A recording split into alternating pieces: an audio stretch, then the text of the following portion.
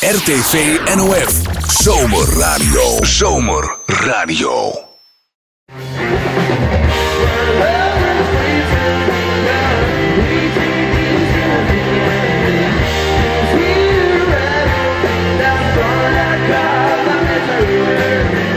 Nou, tot op heden gaat het heel goed. Er zijn op dit moment al meer mensen binnen dan vorige keer op dit tijdstip.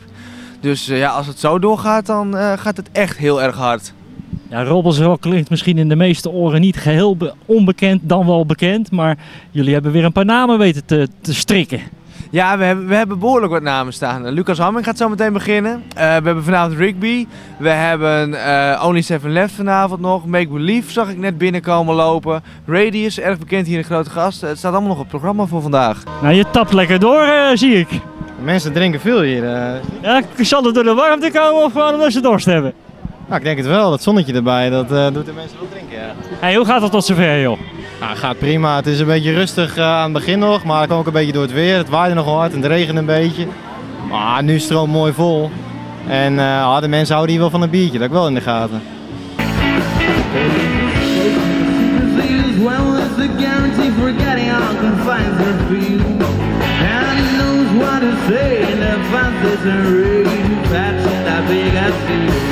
Ja, vorig jaar deed ik mee in de Best Singer-Songwriter, ja.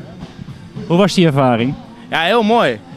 Ik had niet gewonnen, waar ik wel van baalde, maar uiteindelijk heb ik er heel veel van geleerd. En dat is eigenlijk nog belangrijker dan of je wint of niet. Dus het was een hele mooie ervaring.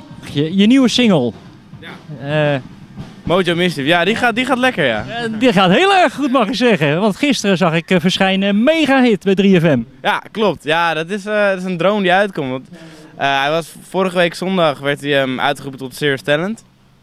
En dat is iets wat ik al sinds mijn 15e wil met mijn oude bandje. En dan, nu met deze single kon dat.